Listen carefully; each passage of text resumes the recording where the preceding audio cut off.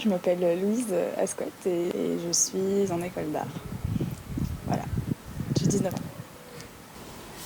Je m'appelle Louve, j'ai 20 ans et je suis en école de design à Eindhoven.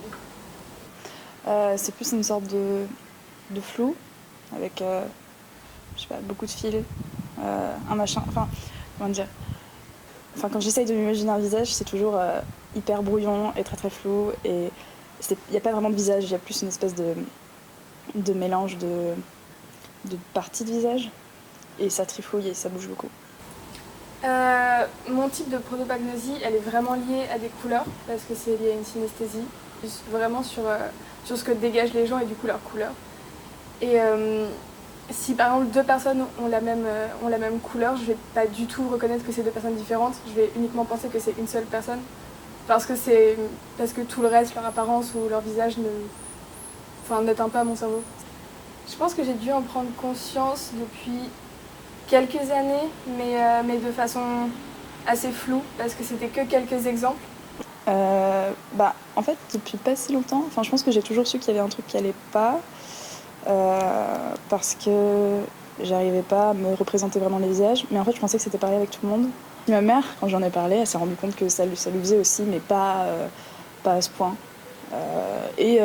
Quand j'étais en soirée, à chaque fois j'en parle plus ou moins, et je me suis rendu compte qu'il y avait quand même plusieurs personnes dans le même cas à chaque fois, donc c'est relativement commun, mais j'ai pas spécialement de nom.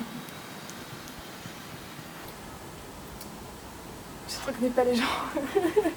Non, du coup je me focus vraiment que sur les couleurs, et plus je connais une personne, plus la couleur va se développer et va être propre à la personne.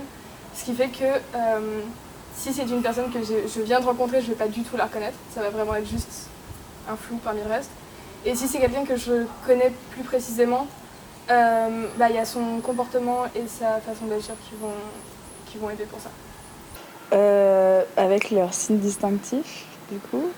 Par exemple, même les personnes les plus proches, ce sera une coupe de cheveux un peu particulière, ou un grain de beauté placé à un endroit précis, ou la façon dont, je sais pas, la courbe de leurs sourcils, ou s'ils ont des lunettes, des boucles d'oreilles qu'ils portent souvent, une veste. Voilà.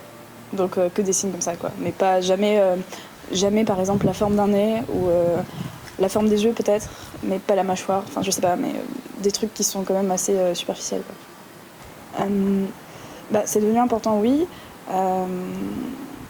pour mettre un peu les gens au courant que si je les reconnais pas dans la rue ou à un moment précis, c'est pas leur faute, enfin c'est pas parce que j'ai pas fait gaffe à eux, c'est juste parce que, en tout cas que c'est pas à prendre personnellement, quoi.